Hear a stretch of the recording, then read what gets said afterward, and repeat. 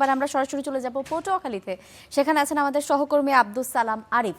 আরিফ, আমাদেরকে জানাবেন পটুয়াখালী থেকে ভোট গণনা শুরু হয়েছে কিনা, কিংবা এখনো আমরা জানি যে দেশের বিভিন্ন অঞ্চলে বিভিন্ন ভোট কেন্দ্রে ভোটাররা লাইনে দাঁড়িয়ে আছেন ভোট দেওয়ার জন্য। পটুয়াখালীতে আপনি যে আসনে আছেন সে আসনের সবশেষ খবর জানাবেন।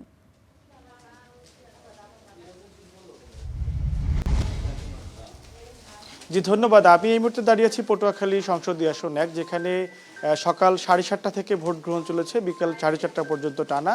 এখন কিন্তু যদি বলি, আমি একেবারে রয়েছি যেখানে ভোট গণনা করা হচ্ছে। ইতিমধ্যে ভোট গণনা শুরু হয়েছে। পটুয়াখালীর যে 4টি সংসদীয় আসনের মধ্যে পটুয়াখালী 1 আসনটি অনেকটা নিরুত্তাপ এবং নির্বিঘ্নেই কিন্তু এখানে নির্বাচনের ভোট গ্রহণ অনুষ্ঠিত হয়েছে।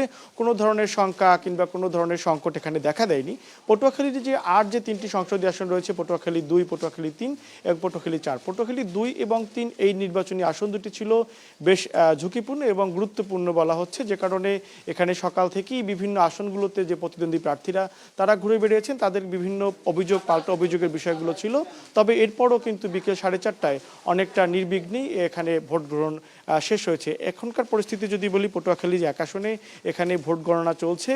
বিশেষ করে যেহেতু একই বাক্সে দুটি ব্যালট রয়েছে, এখানে প্রার্থীদের সংসদ নির্বাচনের ব্যালট এবং গণভোটের ব্যালট এটি আলাদা করা হচ্ছে এবং প্রার্থীদের ভোটের সেগুলোকে একসাথে করে গণনার জন্য প্রয়োজনীয় কাজ চলছে।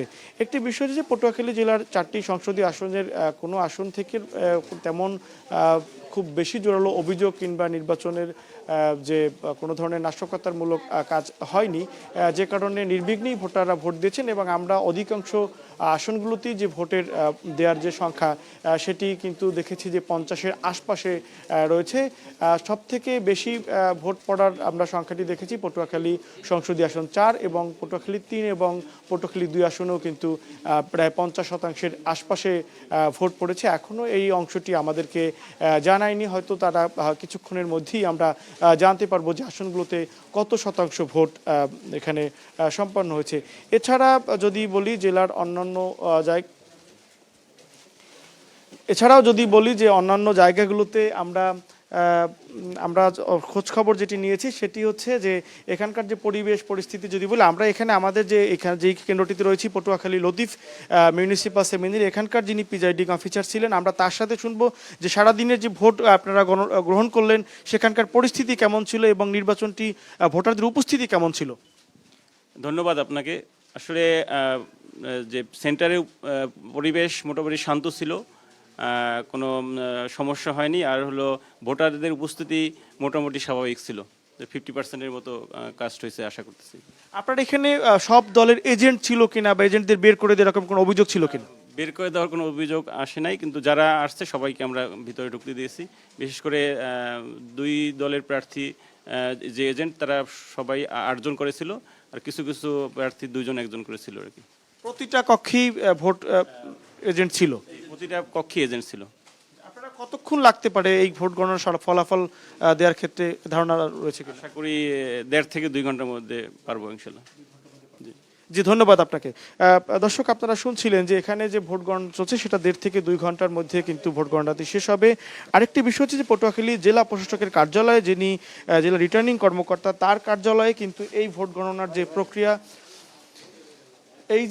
ভোট গণনার যে প্রক্রিয়া সেটি কিন্তু জেলা প্রশাসক কার্যালয়ের যে কন্ট্রোল রুম রয়েছে সেখানে কিন্তু এই ভোট গণন প্রক্রিয়াটি চলবে। আরেকটি বিষয় হচ্ছে যে পটুয়াখালী জেলার 4টি সংসদীয় আসনের মধ্যে কিন্তু পটুয়াখালী 3 আসনে রয়েছেন নুরুল হক নূর, যিনি গণ অধিকার পরিষদের সভাপতি এবং পটুয়াখালী 3 আসনের যিনি প্রার্থী, তিনি কিন্তু সকালে আমাদেরকে এই ভোটের পরিবেশ নিয়ে অভিযোগ তুললো। এরপরে কিন্তু বেলা বাড়ার সাথে সাথে তিনিও কিন্তু এই নির্বাচনে সন্তোষ প্রকাশ করেছেন।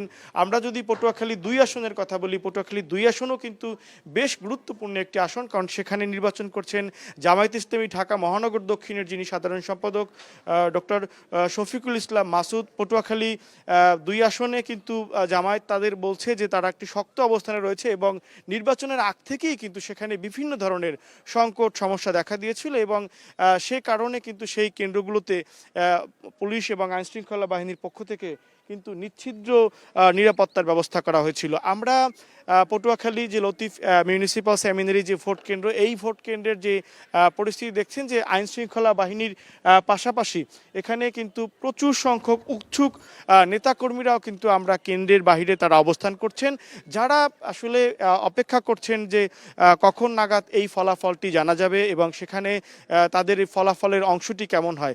একটি বিষয় হচ্ছে যে এই নির্বাচন নিয়ে নানা ধরনের শঙ্কা, নানা ধরনের কথা থাকলেও তারা কিন্তু বারবার ঘোষণা দিয়েছেন যে কোনো প্রার্থী, কোনো এজেন্ট বা তার নেতাকর্মী সমর্থকরা কেন্দ্রের ভোট গণনা না করে তারা কেন্দ্রের এলাকা ছাড়বে না, তেমনটি যেমন ঘোষণা দেওয়া হয়েছে তেমন কিন্তু আমরা তেমনটি দেখছি। আমরা ঠিক দেখানোর চেষ্টা করছি যে এই মুহূর্তে পটুয়াখালী এই কেন্দ্রের বাইরে কিন্তু প্রচুর উৎসুক জনতা, বিশেষ করে বলা যাচ্ছে যে দুই দলের নেতাকর্মীরাই কিন্তু এখানে অবস্থান করছেন এবং এই যে এলাকার পরিবেশ সেখানে এই যে এলাকার পরিবেশ সেখানে কিন্তু তারা ভোট ফলাফলের জন্য অপেক্ষা করছেন এবং প্রতি কেন্দ্রের বাইরে প্রতি কেন্দ্রের গণনার ক্ষেত্রে কিন্তু প্রতি প্রার্থীর একজন করে এজেন্ট সেখানে থাকার সুযোগ পেয়েছেন এবং তারা সেখানে রয়েছেন।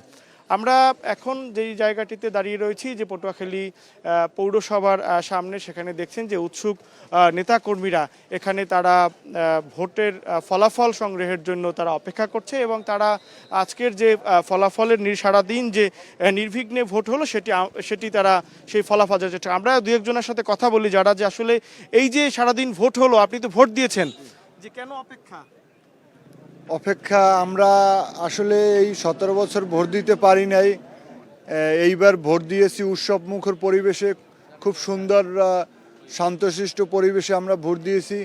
এখন আমাদের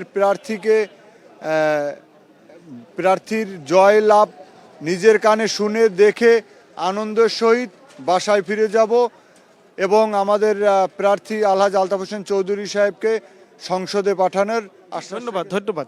দর্শক শুনছিলেন যে তার হয়তো যিনি যেই পক্ষের প্রার্থী তাকে তিনি সমর্থন করার জন্য তার সম্পর্কে তার জানার জন্য তারা অপেক্ষা করছেন।